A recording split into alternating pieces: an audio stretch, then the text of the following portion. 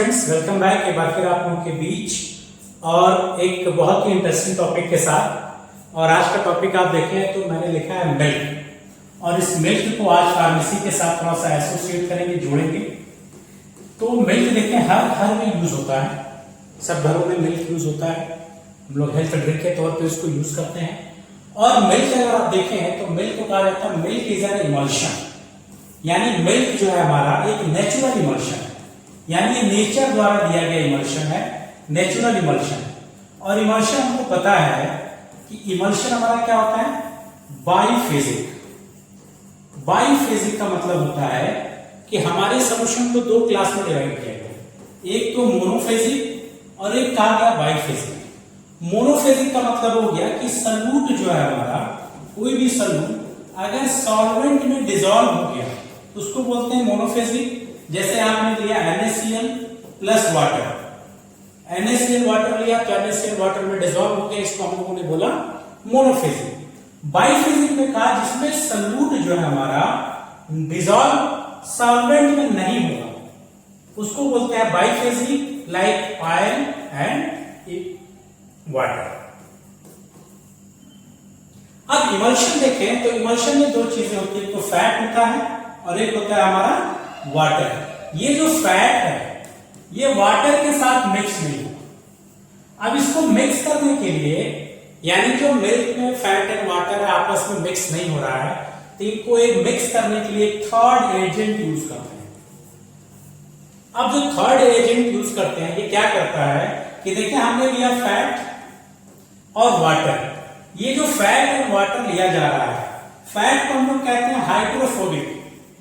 Hydrophobic का मतलब जो वाटर में डिसॉल्व ना हो उसको बोलते हैं हाइड्रोफोबिक, और वाटर मींस जो हाइड्रोफिलिक होगा, जो वाटर में डिसॉल्व होगा उसको बोलते हैं हाइड्रोफिलिक। अब हाइड्रोफोबिक एंड हाइड्रोफिलिक का नेचर अपोजिट, यानी जो हाइड्रोफोबिक है वाटर में मिक्स नहीं होगा। अब इन दोनों का नेचर अपोजिट होने के नाते हमें किसी एक ऐसी एजेंट की जरूरत पड़ेगी जो फैट एंड वाटर को एक साथ मिक्स करने में हेल्प करे, और उस थर्ड एजेंट को हम लोग कहते हैं इमल्सिफाइंग एजेंट। ये जो इमल्सिफाइंग एजेंट होता है ये एम्फीफिलिक होता है। एम्फीफिलिक का मतलब है कि इसमें हाइड्रोफोबिक प्रॉपर्टी भी होती है और हाइड्रोफिलिक प्रॉपर्टी भी होती है, यानी फैट एंड वाटर को आपस में एसोसिएट करने के लिए एक थर्ड सब्सटेंस यानी एक तीसरे दोस्त की, एक सिंपल तौर पे देखें, वाटर एक दोस्त और एक फैट, ये दोनों दोस्त हैं आपस में दुश्मन, एक साथ रह नहीं सकते। अब इनको एक साथ रखने के लिए एक तीसरे दोस्त की जरूरत पड़ेगी जिसको हम लोग बोल रहे हैं इमल्सिफाइंग एजेंट। और ये जो तीसरा दोस्त है इसकी दोनों के साथ दोस्ती होनी चाहिए, वाटर के साथ भी होनी चाहिए और फैट के साथ होना चाहिए। यानी जो हम इमल्सिफाइंग एजेंट यूज कर रहे हैं इसमें हाइड्रोफिलिक प्रॉपर्टी भी होनी चाहिए और हाइड्रोफोबिक प्रॉपर्टी, हाइड्रोफिलिक होनी चाहिए और हाइड्रोफोबिक दोनों होना चाहिए। अब दोनों प्रॉपर्टी होने के नाते फैट एंड वाटर को आपस में क्या कर लेता है, मिक्स कर देता है। तो हमको मिल्क में जो इमल्सिफाइंग एजेंट हम लोग यूज करते हैं उसको बोलते हैं केसीन। ये केसीन एक इमल्सिफाइंग एजेंट है जो फैट को वाटर में स्टेबलाइज कर देता है। ठीक, अब ये जो केसीन मॉलिक्यूल है वाटर अट्रैक्टिंग यानी हाइड्रोफिलिक एंड फैट अट्रैक्टिंग यानी हाइड्रोफोबिक पार्ट दोनों होता है, यानी कैसा दोस्त जो दोनों से दोस्ती रख सकता है, दोनों। अब आप लोगों ने मिल्क जब यूज किया, मिल्क देखा होगा, मिल्क से आप लोगों ने पनीर बनते हुए देखा। ये जो मिल्क से पनीर बनता है, ये मिल्क को क्या करते हैं, फैट को अलग कर देते हैं प्लस वाटर को अलग कर देते हैं। ये जो फैट है इसको कंप्रेस करते हैं, जब कंप्रेस करते हैं तो क्या बन गया, पनीर। अब ये जो फैट एंड वाटर को अलग करना है, फैट एंड वाटर को अलग करने के लिए हमें क्या करना पड़ेगा, ये जो मिल्क में फैट एंड वाटर को एक साथ रखने के लिए क्या यूज कर रहे हैं, केसीन।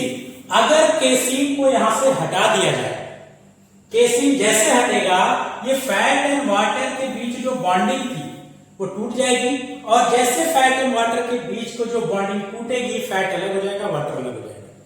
अब ये जो केसीन को हम लोगों को अलग करना है, तो आप लोगों ने देखा होगा कि दूध फटना जैसे कहते हैं, आप नींबू यूज कर रहे हैं, लेमन यूज करते हैं, लेमन यूज किया आपने, दूध फट गया यानी फैट अलग हो गया, वाटर अलग हो गया।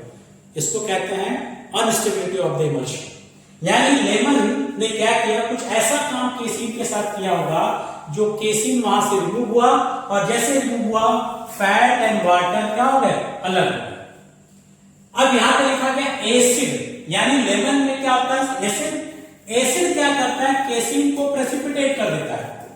अब जैसे एसिड केसिन को प्रेसिपिटेट करेगा, फैट एंड वाटर से केसिन डिसोसिएट होगा, अलग होगा, और अगेन तुरंत फैट एंड वाटर क्या हो जाएगा, सेपरेट में।